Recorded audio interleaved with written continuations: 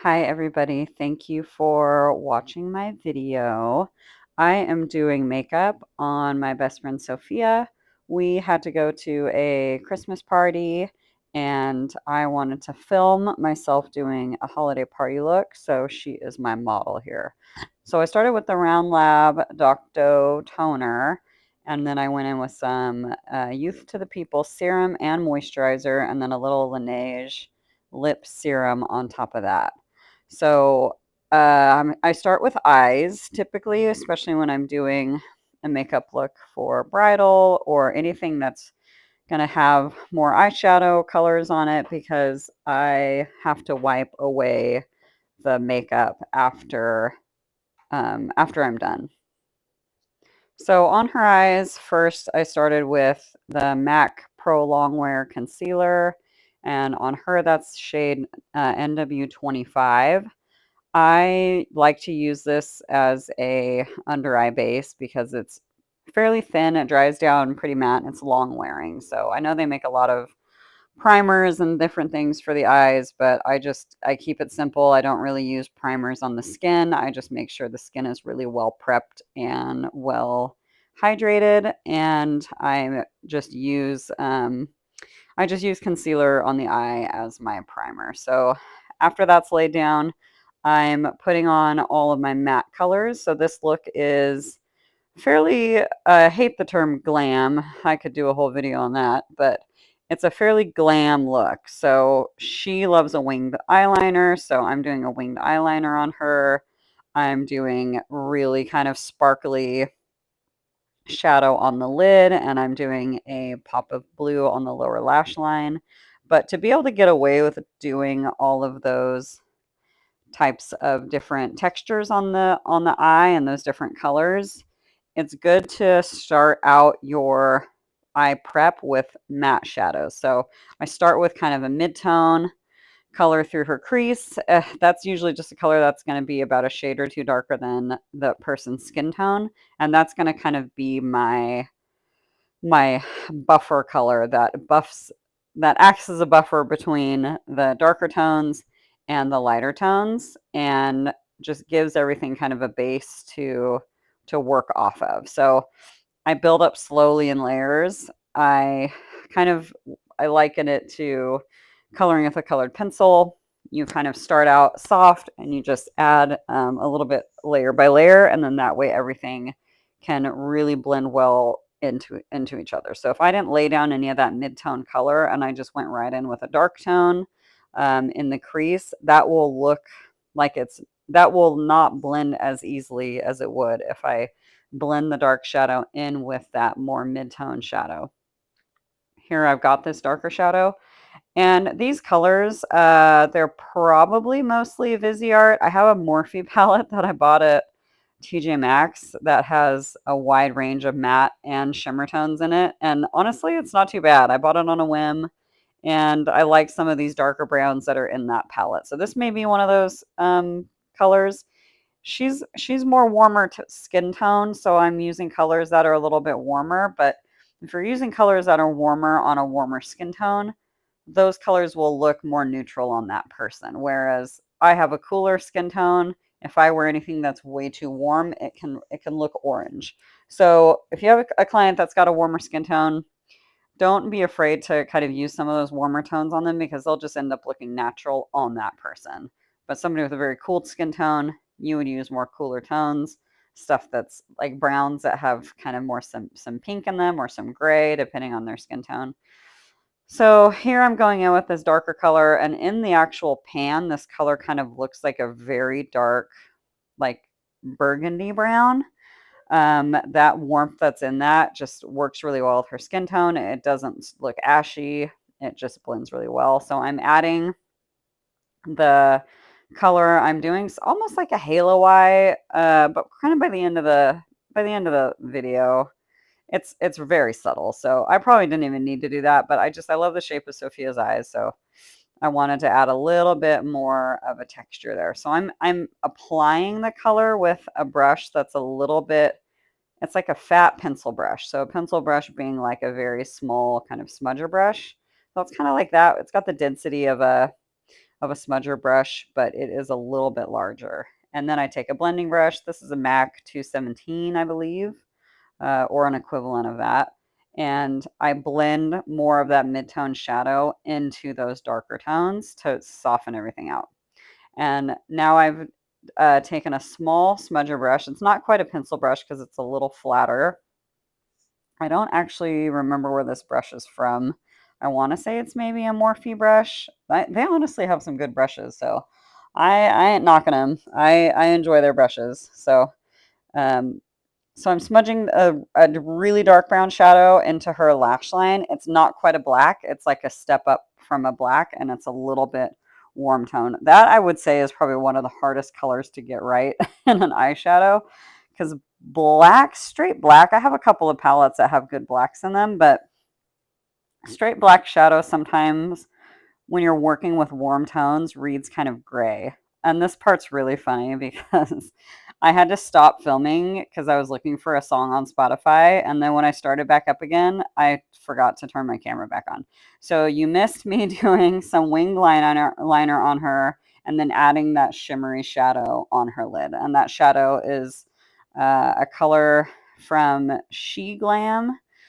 I got it on Amazon. They have a bunch of different colors. This one's kind of like the coppery sort of gold one. And on me, this color looks like a completely different color. But on Sophia's skin tone, since she's kind of more kind of olivey golden here, it just looks kind of more neutral on her.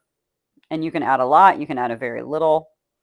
It's really good to use those kind of shades on top of your matte tone. And depending on what color matte you do underneath it, because they're a little more translucent, the shimmery color is a little more translucent. So the color that you do underneath it will change how it looks when you add it on top. So after I do I'm pretty sure I did her liner first, and then I did the shadow on top of that, and then I go back in with this time I am using a black shadow, and I'm smudging that black shadow into that liner because I don't want that liner to be just super crisp. There's a time and a place for that to have a really crisp liner, but I want that liner to be intense, but with some softness. So then this is me just being really anal, doing all my little detail work here, getting her wing perfect. If you know me, you know I love a wing, but at the same time, wings are some of the hardest things you can do as an artist, especially with people's eye shape. Everybody's eye shape is different. So, and there's so many different types of wings. So getting that wing to do what you want it to do, it takes some skill. So I end up holding my breath while I'm doing these. So here I'm just cleaning up shadow that falls down onto the cheek. I do this periodically while I'm doing the eye. Some people will wait until the very end to do it. I do it a few times throughout just so I can have a very unbiased view of my work and I'm not distracted by stuff that's fallen down. I like to see it. I like to see that clean slate. Okay, so I haven't done her mascara or anything yet, so I'm working on the under eye now. So I cleaned everything up. I'm going back in with that NW25 MAC Pro Longwear Concealer. And if you do notice my approach to doing concealer and stuff, I know a lot of people out there really, really, really pack on the the product on the face. I'm very much like I work in small sections. I do a little bit here at a time. I make sure that everything is blended really well into each other and I go from there. So I'm little step by step and I will go back and I will go back over a place that I had already worked on if I need to add a little bit more. So I'm not the type of person that just wants to pile tons of product onto the face. And you'll notice like at the end of this video how just glowy her skin looks. And so this is just covering up or covering the under eye area. Sophia's skin doesn't really have any, I mean, she doesn't really have any fine lines. She doesn't really have any wrinkles. She has some freckling and like a couple of just little kind of brown spots. So those covered up really well with what I use. So I didn't really have to do much in the way of really color correcting.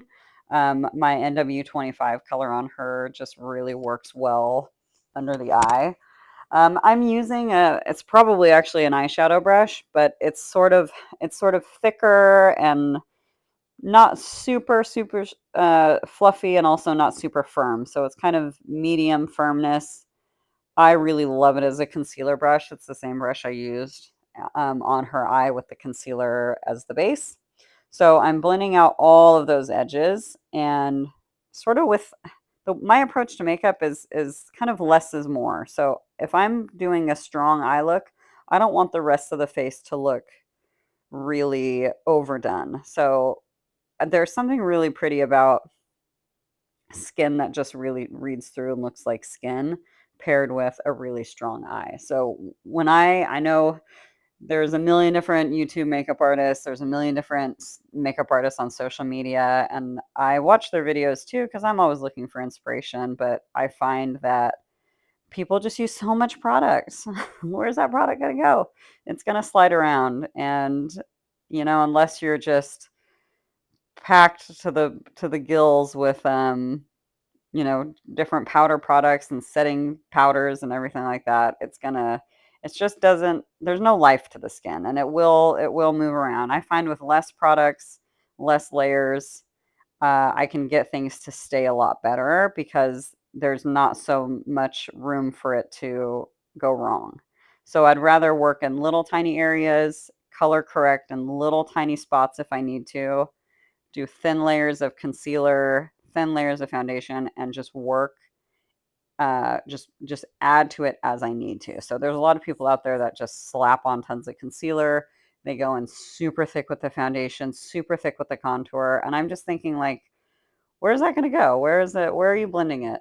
So here on her eyes, I did the under eye concealer, and then I'm going in and doing touching up some of that shadow underneath. So I don't really put the shadow underneath when I'm doing the eyes until after I do the under eye concealer. This to me is a key step because if you do the under eye shadow before you do the under eye concealer, you're going to kind of be wiping that area away and you may get some muddiness with how the under eye shadow looks if you put that first and then try to do concealer after. So I do the top of the eyelid, clean up underneath, do my concealer, and then do my shadow.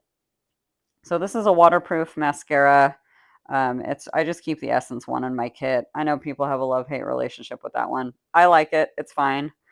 Always apply it with a little spoolie. I see too many people on social media and on YouTube just going straight in with a mascara like out of the tube. So try to be hygienic with doing this stuff. So here I'm just adding her mascara, and I am going to do lashes on her. I do like to do a coating of mascara first before I do lashes. I don't go overly thick with it. So letting that dry a little bit, and then I think I'm getting, oh, we're still going in with some mascara. So I try to make this process easy for people. I also tell them to look down and kind of away from my fingers. When I'm doing this, I give them time to blink while they're doing it. But you really got to get in there. If you want to get that root of the lash, you got to get in there. And don't be afraid to just get in there as you need to. She is, I'm probably just going way too long on her on that eye. Oh yeah, there she goes. She's watering. I'm watching this back and I'm like, dang, I didn't give her a break at all. That's so funny. Okay, so here I am applying lash clusters. These are B and Q off of Amazon. I have a whole bunch of these, but it looks like they maybe I don't know. Sometimes I can't find them, and I know the brands and stuff on Amazon change all the time, and sometimes it's harder to find certain things than others. So but these are the B&Q ones. I don't remember which style this is, but there's so many different styles of lash clusters on there. You just got to play around with them and figure out the ones that you like. I think these might be the B14, but I would have to go back and look. So any kind of lash cluster will do. I do use 12 millimeter and 10 millimeter almost exclusively on people. 14 millimeter and above, those just end up getting way too long and they can be kind of uncomfortable too on the eye. Um, so I think the shorter ones, the 10s and the 12s, Even the 8s sometimes are just really, they look more natural. They are a lot more comfortable on the eye. And if you wear glasses or anything like that, they're not getting in the way. Another thing to remember too when you're doing false eyelashes like this technique that I'm doing on her, I'm gluing from underneath. You guys have probably seen the Lashify ads and all of that stuff where people glue from underneath. That's been a trick that's been around since long before I was a makeup artist, and I've been a makeup artist for 20 years now. So when we were when I was younger, a young makeup artist, we would cut our lashes up and we would glue them from underneath because it doesn't get in the way on the top. And you're kind of gluing them more to the lash instead of on the top where you sort of glue it to the skin. And if you have lashes that are really curly naturally, um, gluing them from underneath, it sort of wraps up and around your own lashes. If you have very straight lashes, gluing them from the top may be better because your lashes aren't curling up and getting in the way of the fake ones. So if you have straight lashes and you want to use and you want to do oh my god, sorry. If you have straight lashes and you want to do lash clusters like this, curl your lashes first and then glue them on either top or bottom. I prefer bottom, but sometimes if your lashes are too straight, it'll want to push the lash cluster down. So if they're straight, glue them from the top. If your lashes are more curly, you might find that gluing them from underneath works better for you. So I'm doing 4 clusters on each side. I have 2 12s on the outside and then 2 10s on the inside. So going with the theme of her style of shadow, which is more of a cat eye, these are I made the shape, the smaller ones on the inside of the eye and the larger ones on the outside to kind of flow with that cat eye. So I'm just checking the base of all of them.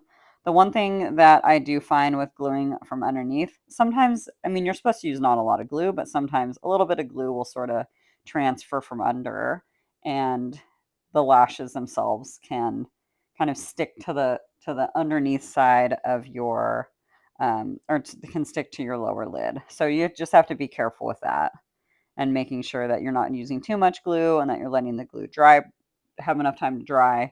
If you do find that there's a little bit of glue trying to come out from underneath and it's making it stick to your lower lid, you can hit it with a little bit of black shadow or a little bit of gel liner, just to kind of cover up that glue spot, and that'll act as a barrier to where it's not really sticking. It won't really stick from there. Also, I meant to talk about the liner that I use on her. I have been I loved Anessa Myricks products, and I just love her as a person. And her little the Color Fix, the little squeeze tube. So I'm using the black, and I find that it's one of the blackest blacks for liner that I have found. I used to always use Inglot Duraline or Inglot liner, and I found that that one just really dries out really fast. So I do use Duraline, which is a product that you can put into a gel liner product, or you can mix it with shadow to make a liner. You can mix it with foundation to make foundation more longer wearing. There's a lot of stuff you can do with Duraline. Also, I want to mention that I know this color looks like it's a little dark on her. I think that's has to do with my lighting. Because watching it back, it definitely looks a little dark, but I assure you it was a skin tone match because in all the pictures that I have on her, it really matched. And it looked amazing at the end. But I go in with the foundation. This is number 7 in Face Atelier Ultra Foundation.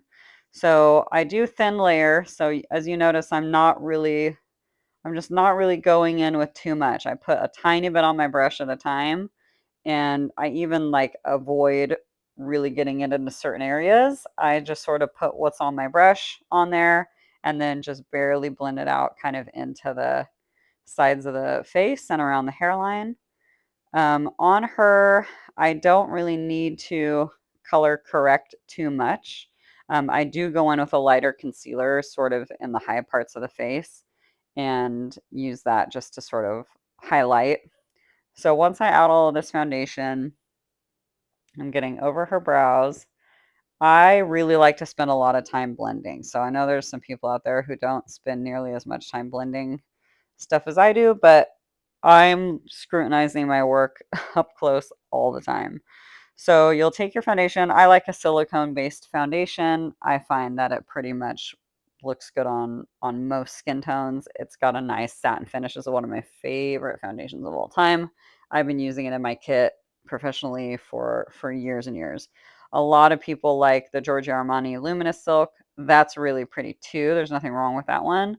The I just get a discount on the Face Atelier, so I love it. I feel like it's got a little bit more grip than the Luminous Silk. Luminous Silk is a little slippery. So, but I've just been using this one. For comparison, I'm using a 7 on her. I probably could have used a 6. It probably would have worked the same.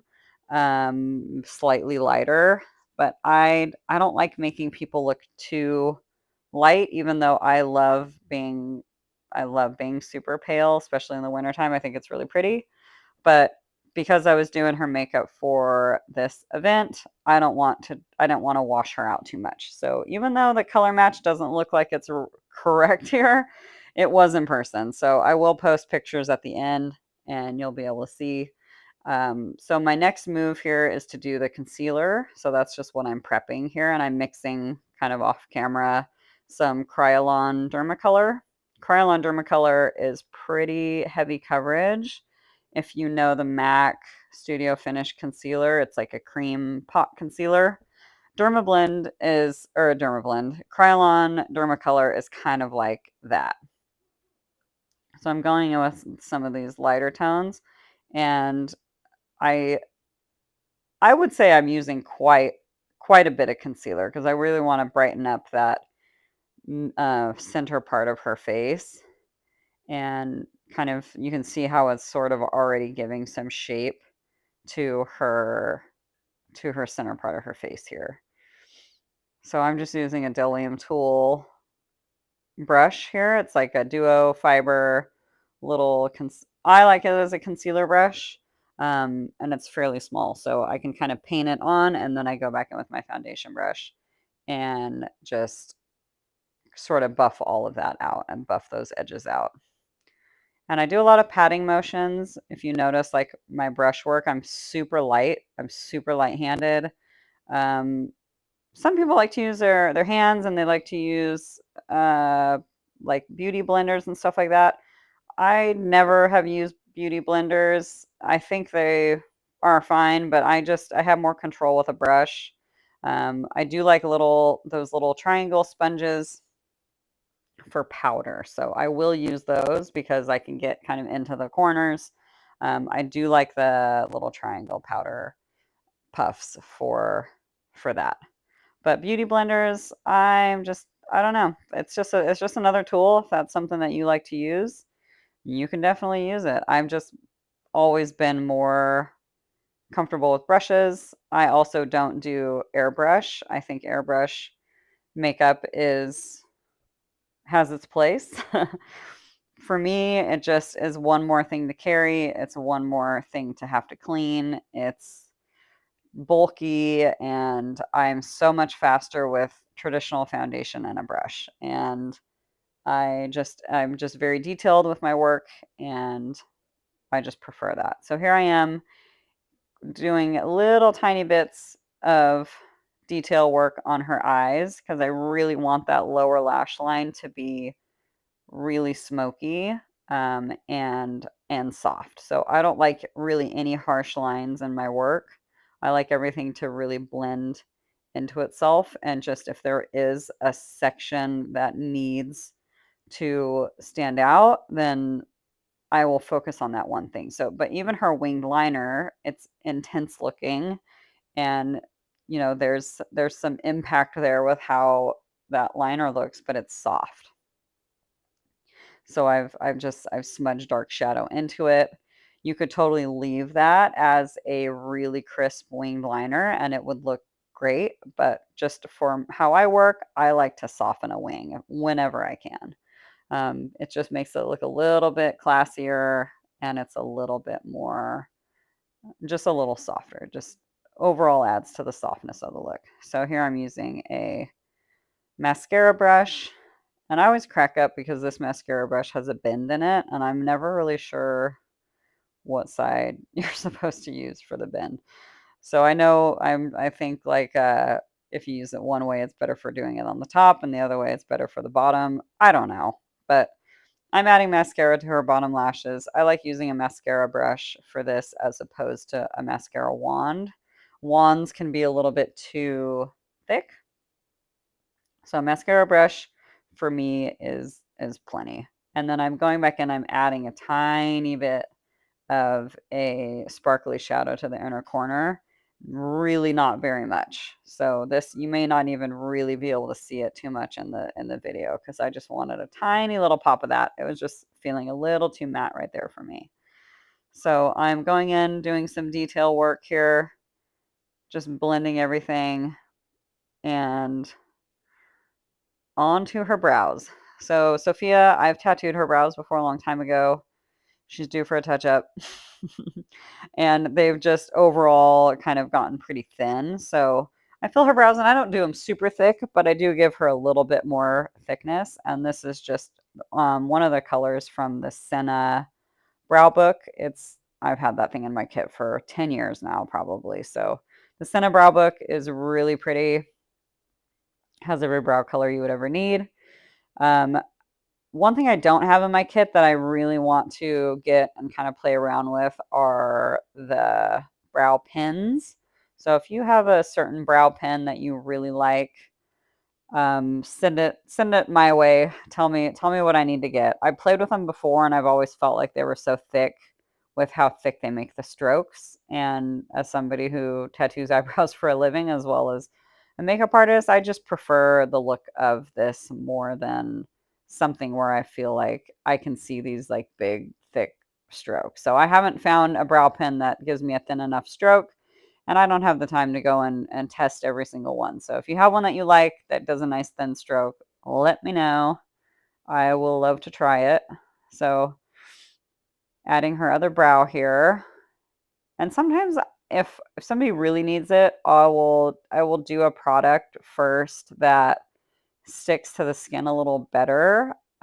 She didn't really need that here. I knew that that this would stick fine, but because she has, you know, foundation on and stuff underneath, so it's giving something for that shadow to stick to. But if I'm doing makeup on somebody that doesn't have any makeup on or nothing in the brows, sometimes I like to use a pomade first. So it's old school, but I like the Anastasia Dip Brow. I know that that had its moment in 2016, but if you apply it the right way, it doesn't look heavy. I think a lot of the things that I know as a makeup artist are I like textures of things. So if something has a certain texture, certain properties to it, I don't care who makes it. I don't care where it's from. So for me, the dip brow, yes, it's very pigmented. It can go on very thick if you use too much of it.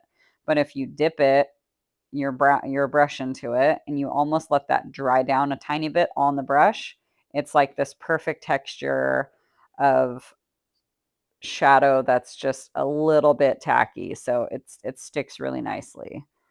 One of my other favorite tricks for brows is if you have a fuller brow and you don't like them filled in too much, you don't like them messed with too much, don't use an angled brush. Pick up an eyeshadow brush that's maybe like kind of a smudger brush or just like a little filbert type of brush, something that's like a paintbrush style, and just dip that into your shadow and then just buff it kind of into your brow, and that'll just give you a really soft diffused color. And you don't have to go, you know, too dark with it. You can just do a little bit of a shadow in there. I do that with a lot of I've noticed a lot of my brides and bridesmaids lately actually have really pretty eyebrows, and they haven't plucked them off to death like we did in the 2000s. So I've just been doing that trick on a lot of people lately where I'm just kind of barely brushing in color into their brow. So what I'm doing here is I'm kind of thickening her up from the top a little bit. Once I kind of lay down the shape of her brow, I need to go in and add a little bit of thickness. And the way I do that is I just take kind of whatever's left on my brush and kind of go in from the top. So here I'm adding more kind of to the front of her brow, just overall thickening it. And I just go in such tiny, tiny, tiny little layers. I go back and forth. I do small, small details. And this is really just my own neuroses at work. I am a super perfectionist and I want everything to look perfect. I want to be able to, if somebody were to come right up in her face with a 8K camera, I want all those details to just look perfect. So I'm adding a little fullness in the fronts, and I think I still work on this brow a little bit here on the side. Maybe I'm done.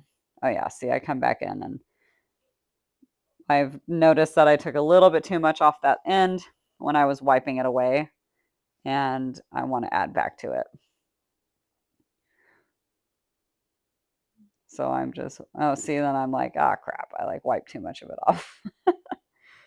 But we're back. We're good. We're good. So working on that tail, you don't want those tails to come out too far or down too low.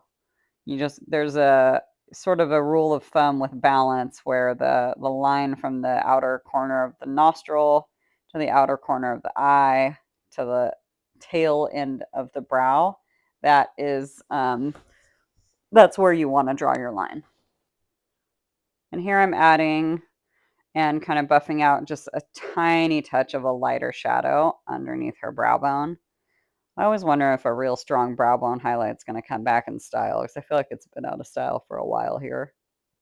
So brushing that in. Eyes are pretty much almost done. I'm just a perfectionist and I go in 1,000 times with other brushes and make sure everything is all blended together. So I'm just doing final touches of blending out her shadow, making sure there are no hard edges at all, but I'm just, extra careful about that. So here I'm just buffing out a little bit of the concealer, making sure everything is well blended into her skin. See, her foundation looks good here. I don't know why from that angle it looks so white on her neck when it was blending into her skin perfectly. So I think it's the lighting. Don't sue me. Don't at me. Don't say, why does her foundation not match? It does, I promise.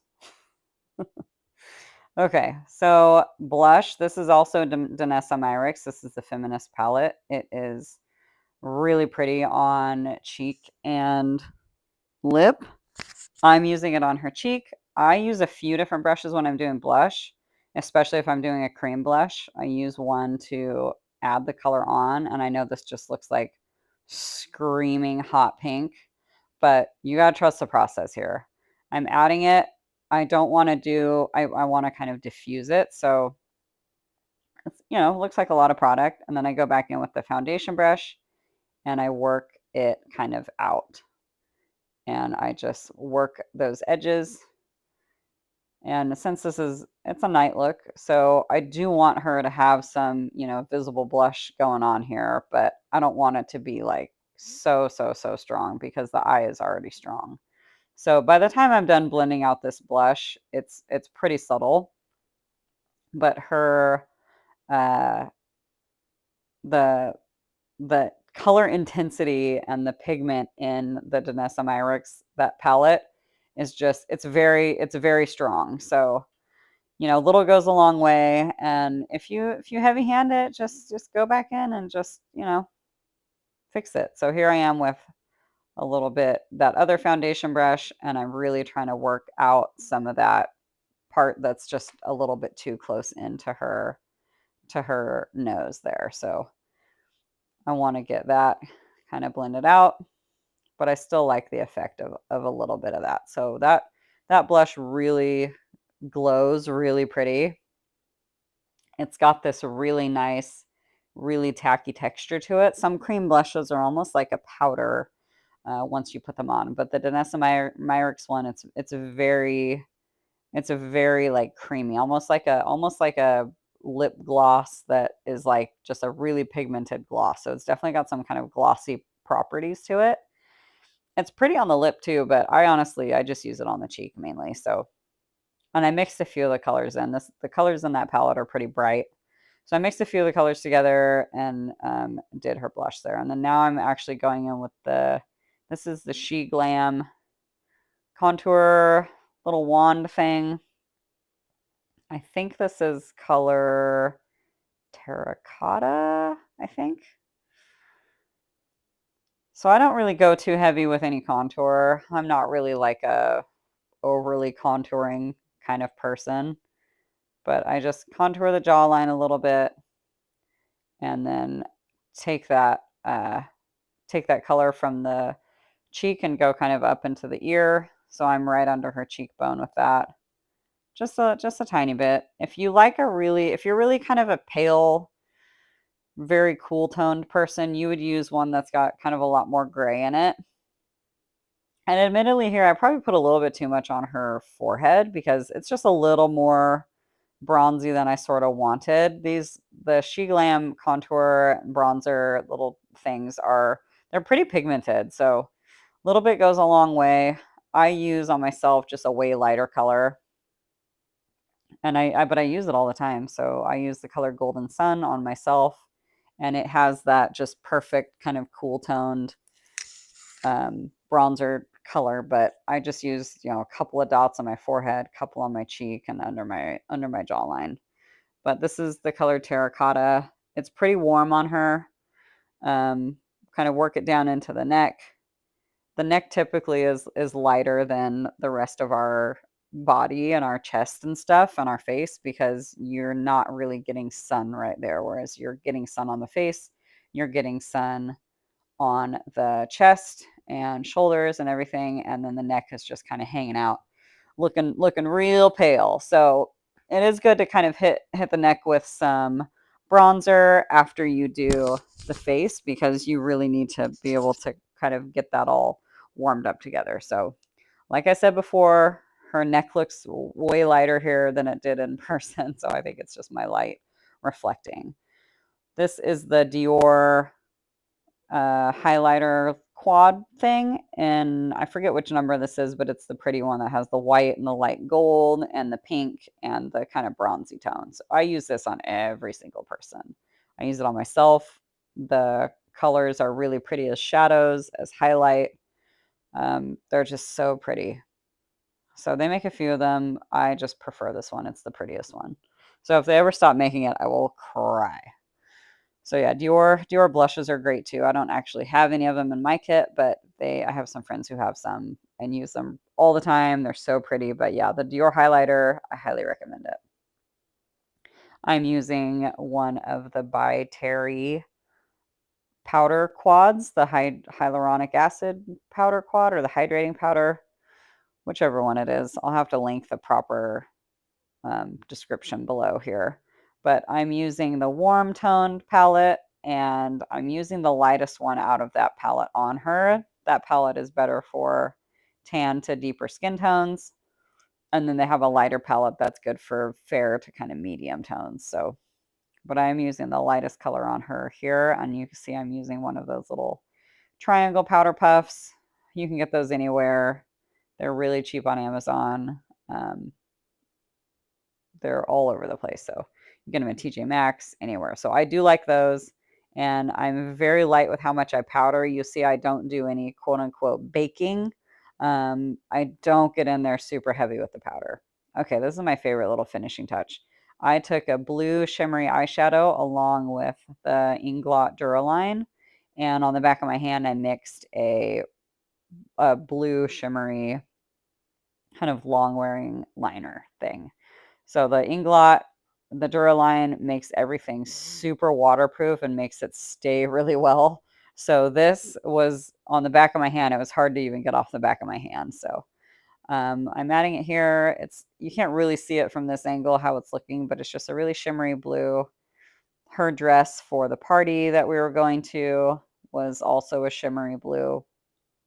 And so I wanted a pop of something to kind of tie in with what she was wearing, but also in a sophisticated way. So you could totally leave this how it is and not add that, and it still would have worked well. But I was like, hey, I've got this really shimmery blue in my palette. I want to use it. I don't use it very often. So scoop some of it out with a little scooper, put it on the back of my hand, and then did a drop of the Duraline, and then you just mix it with a brush. And so that was just her little pop of color. Plus she's got brown eyes, so she got kind of really like a warm color brown eye. And blue is opposite the color wheel from orange. And orange kind of ties in with that warm brown tone. So blue is a really good complementary color for her eye color. And it just works really well. It looks classy. It's a little pop that is not overdone. So my makeup will, even though I've done plenty of bright color stuff for different shoots and films and things, just on the daily, you will never really see me using color just egregiously. I'm pretty judicious with how I use color and makeup, and I just love kind of a classy red carpet kind of style of using pops of color. So just place it where she needs it. It's super pretty under the eye. It makes her eye color pop. It works with the warmth of the rest of the makeup. And here is me being super anal and adding a tiny bit of black shadow to a spot where I felt like I could see I could see bare skin. So I'm going over her blush. You can see how I've just worked that blush in to her skin, just really nicely kind of molds in there with everything. And then I'm going over with a little bit of a powder blush. Just, I mean, you can barely see it. It just was a tiny bit to just set that set that cream blush and just give it a little more intensity. Oh, the side of her neck is driving me crazy. It is so much paler than it looked in person. So don't come for me because I swear it was the right color. Okay, so I think the next thing I'm going to do, because this video is almost done, I think I'm getting her lip ready here. Um, Lip for her, I really wanted to have a natural liner. So this is my favorite liner right now. I use it on everybody. Um, First, I'm getting off some of her foundation that's on there, and I'm also kind of wiping off the lip balm that I had put on her in the beginning. So her lip is, I want to kind of make it to look like her natural lip color, but just a little bit more punchy. So I'm doing this liner. This is the Wherever, I think it's Wherever Walnut by Makeup Forever. Their artist pencils are really nice. This is seriously my favorite lip liner right now. And I'm going to have to buy like 3 more because it's going to replace the lip liners that I use right now. So what you could do here, one of the things that I know is pretty popular, especially like with red carpet makeup, is the lip liner is applied very softly, and then it's just like a balm or gloss or something over it. So I'm actually adding a lipstick, but you don't even have to do that. You could just do a little bit of the liner and then a gloss, and that would be even more of a kind of subtle look. But this is a night look, and we were going out, and so I wanted to give her some color here. So what I'm doing is using just a pink tone that I have in my makeup palette, and I'm adding that with a doe foot applicator. And I don't want to add too much. I'm very much like a less is more when it comes to lip. Want to make sure that blends really well into the liner. I also stabbed her in the tooth with it when I was doing that. So she is yeah, so she's good there. But I'm adding right now a little bit of mineral powder. So this is from Innisfree. It's the mineral powder. This actually is like for the face, but I really like it to set a matte lip. And I'm just using sort of a fluffy, you could use this brush for concealer. You could use it for anything. So what I'm doing is I'm working in some of that mineral powder because I want her to have a matte lip for this look, but I'm also blending the edges out and I'm giving it some softness. So, yep, I've applied the lipstick, the liner, and then the powder on top of it. And the reason for doing that is when I do a color that's got a little bit more brightness to it, I don't want it to look too glossy. So that's it. I sprayed her with some setting spray. This is the finished look. I show her with the mirror, and she tells me how I'm her best friend and that she loves me very much. And yeah, I've done her makeup a bunch of times, so I'm really happy she got to model for me. And then we went on to have a really fun time at my friend's Christmas party. And thank you for watching my video.